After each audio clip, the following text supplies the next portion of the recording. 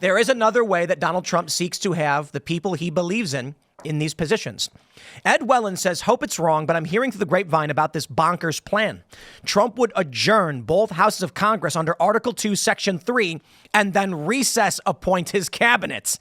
As predicate for Trump's exercise of adjournment power, one house of Congress would seek other houses' consent to adjourn and be denied. So Speaker of the House would need to be complicit in evisceration of the Senate's advice and consent role. House Speaker Mike Johnson needs to say no to this right away.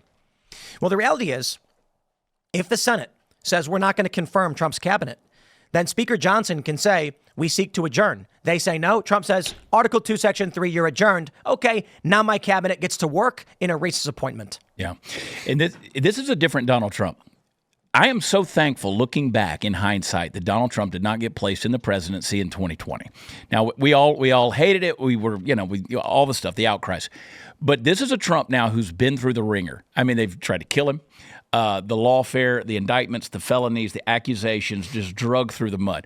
This is a guy who's come back with certain people built around him, with certain things now that he has a knowledge of that he did not have. I mean, if he'd have gotten the presidency in 2020, we'd still be dealing with the relevancy of Mike Pence.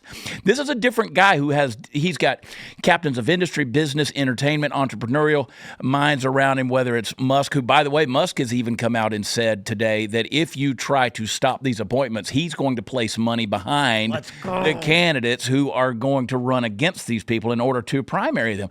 And you know what people are sick of? You remember when Trump did go into office in 2016?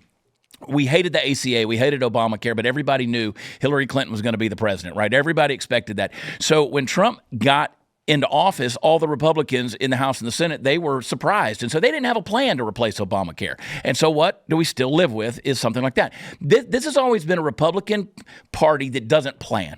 They don't have a strategy. They're not willing to do anything. These moves that Trump is making is a guy who he's ready to drop the hammer on these deals. He is finally ready and able in this situation, and highly motivated, I would add, to actually drain the swamp. To fix these problems. Take a look. I pulled up Article 2, Section 3, which says, he shall from time to time give the Congress information of the State of the Union and recommend to their consideration such measures as he shall judge necessary and expedient. He may, on extraordinary occasions, convene both houses or either of them, and in case of disagreement between them, with respect to the time of adjournment, he may adjourn them to such time as he shall think proper. He shall receive ambassadors and other public ministers. He shall take care that the laws be faithfully executed and shall commission all the officers of the United States. Here's my bet. Trump's going to go for a standard appointment, a standard confirmation. When the Senate plays dirty games and says Trump cannot get his people in, they're trying to cement his feet so that the popular mandate cannot be fulfilled. The House then says, then we seek to adjourn. If there is a disagreement as to the time of adjournment, Trump then says, you are hereby adjourned. He then does a recess appointment and says, until you guys come back, we are going to have these people serving in these roles.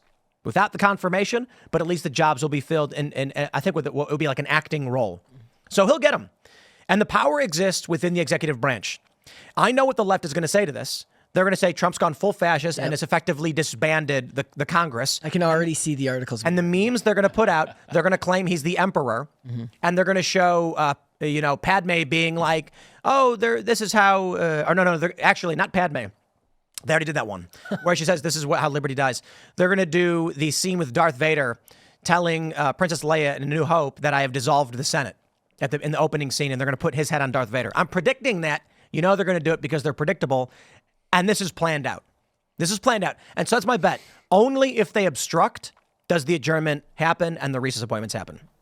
I mean, it goes back to what you're saying about how they're saying that he only wants to hire yes men, when what they actually mean is we want him to hire people that we support. That way they can obstruct him in office, right? They're upset. That's why I said that this is the first time in ages that I remember there being any type of hoopla around appointments, because they're actually looking to appoint people from outside of D.C. Yeah, none of their criticisms matter. Yeah. The only thing there is a possibility that that people won't be confirmed, and that's fine. But anyone that's making a stink about the people that he's appointed, nothing that they say matters. It's all just garbage. The president does get to select his cabinet, right? It's normal for one or two people to not get confirmed.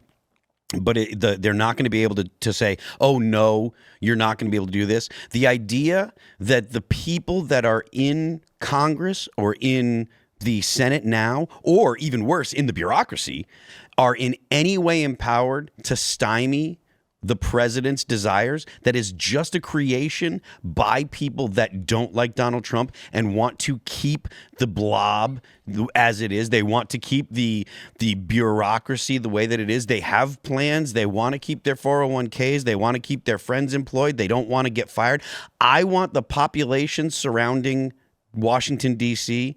to drop by at least 50%. I want home prices to plummet, because I want people to get fired. I want jobs removed. The entire government needs to be slashed. The idea that we need this much government in DC, that we need this much government for the American people to be able to live the lives that they want and to have have a decent and good life. That's a fabrication created by people that are just looking to scoop out of the trough. It is an absolute abomination. The government has become an absolute abomination, and it should be cut as deeply as possible. And yes, there's going to be unemployed people. There are going to be people that are going to lose their jobs, and that's good. That's the point. We got to break the addiction. So what happens with the government is they create these bureaucratic jobs. Then they get scared that by firing too many people, you hurt the local economy, and that causes a backlash. It's the same thing with the medical industry. They say this all the time. Well, it's 20% of our economy. So if we do away with the bureaucracy, then our economy is going to take a major hit. And it's like, okay, that's called an addiction, where you have to wean yourself off of it. And it's going to be difficult. No one said it would be easy. But if we just decide to stay with a detriment to this country, then we just get worse over a long period of time. So Elon did say there probably will be a rough patch. Yeah. And I'm like, hey, I'm all for it. You know why? Because this side of the aisle, we can handle it. This side of the aisle has a higher likelihood of surviving a bear attack. Not that we'd want anyone to, but come on, it's true. Yeah. And the thing that has bothered me for so long, and I've said it for years, is so many conservatives, quote, conservatives, have become government dependent. They're just as bad as the people on the left. They've come to rely on a big government. They're going to have to go through some lean times here and pull themselves off and become independent, self-sufficient. The thing that philosophically you proclaim politically to believe in, now you're going to have to live that out, and that's going to be great. As a side note, if you guys paid attention to how young these appointments are, this takes us back to our founding fathers. I mean, we're talking, our country was founded by 24-year-olds, and now you've got J.D. Vance, who's 40, Tulsi Gabbard, who's 42, Vivek. I mean, you can name all these people off, Matt Gaetz. I mean, this is the 44 and under club, which I'm excited about. These are firebrands. And to your point, Phil, I want Carthaginian peace. I want peace because we have not only defeated them, I want to plow under their fields and pour salt on it so nothing will ever grow there again. I don't want any more lopping off of genitals. I don't want any more hormone blockers. I don't want any more CRT. I don't want any more DEI. I don't want any more affirmative action. I don't want any more of this, gender confusion. I don't want admirals in dresses. I don't want any of this crap going on. I want those ideologies, those progressive death ideologies, dead. Pete Hegseth. That's why they're saying he got chosen, because he wrote that book saying we got to get wokeness out of the military, we got to bring lethality, and we got to bring back meritocracy. Right. The ultimate irony in all of this is that the guy who wants to slash the government and get the federal government out of your life, less involved, is the one that they're calling a fascist. Yeah. That will never not be funny to me. Yeah. Well, and Joe Biden was shaking his hand with a big smile on his face today. I love that photo. Yeah. There's photos from the White House. Oh, he voted for him. Come on. Oh, yeah. We know this. And I'll say it again. I don't think Joe Biden resigned from the race. I think he refused, and then they got someone to go on his X account and posted a letter without him knowing. Yeah. And then the next day told him, we resign on your behalf. I've said numerous times on a comedy stage. I've said numerous times in recent months. I've said I think Joe Biden read the teleprompter that night, woke up the next day, and said, "What the did I? Because what did I read?" It was like a day before. He was like, "I'm not going to drop out." Yeah. Then the next day, it's like, "Here's a letter saying I'm dropping out," and no video statement. Yeah. Which I think somebody went. They conspired against him, and then he and Jill said, then we're voting for Trump. I'll float this out there. You know how we've talked about how they drugged Joe to wake him up for a little while? I think they were drugging him to dumb him down. I think we've seen more life out of Joe since he resigned and he became irrelevant. I don't think they just No, he's sleeping now.